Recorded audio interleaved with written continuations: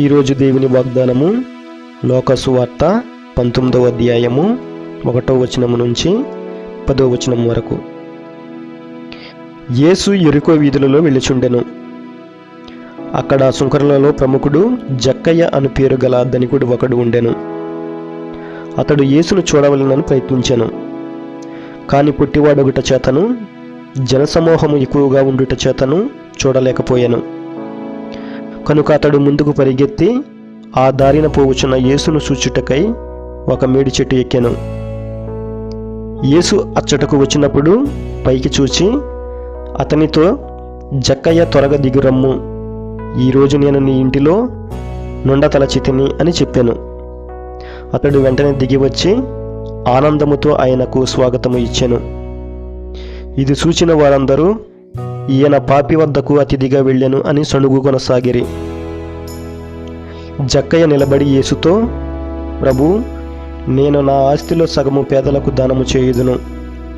నేను ఎవనికైనాను అన్యాయము చేసినచో 4 రెట్లు అతనికి ఇచ్చివేయుదును అని చెప్పాను. అందుకు యేసు, నేడు ఈ ఇంటికి రక్షణ వచ్చినది. ఏలైనా ఇతడును అబ్రహాము కుమారుడే. మనుష్య కుమారుడు తప్పిపోయిన దానిని వెదకి రక్షించుటకు వచ్చియున్నాడు అని అతనితో చెప్పాను. ఆమెన్. ప్రార్థన.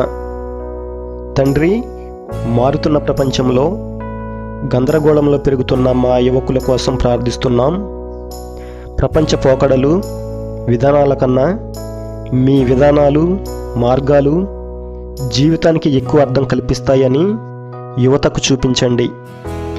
స్వార్థపూరితమైన ఆశయాల వెంట పరిగెత్తడము కన్నా మిమ్మును అనుసరించడము మేలుకరమని వారికి తెలిసేలా చేయండి. ఓడిపోవడం, విఫలం కావడం వారికి అసలు నైజం కాదని, అవి మరోసారి జీవితాన్ని సరికొత్తగా ప్రారంభించడానికి అవకాశాన్ని కల్పించేలాగా వారికి సహాయపడండి. మీలో విశ్వాసము వారు కోల్పోకుండా నిరంతరము చైతన్యవంతంగా నిలుపుకుంటూ మీ సృష్టిలో వారిని ఆనందింపచేయండి. ఈ మనవులన్నిటినీ మా నాథుడైన యేసుక్రీస్తు ద్వారా అడిగి వేడుకుంటున్నాము తండ్రి. ఆమెన్. పితా, పుత్ర, పవిత్రాత్మ నామమున ఆమెన్.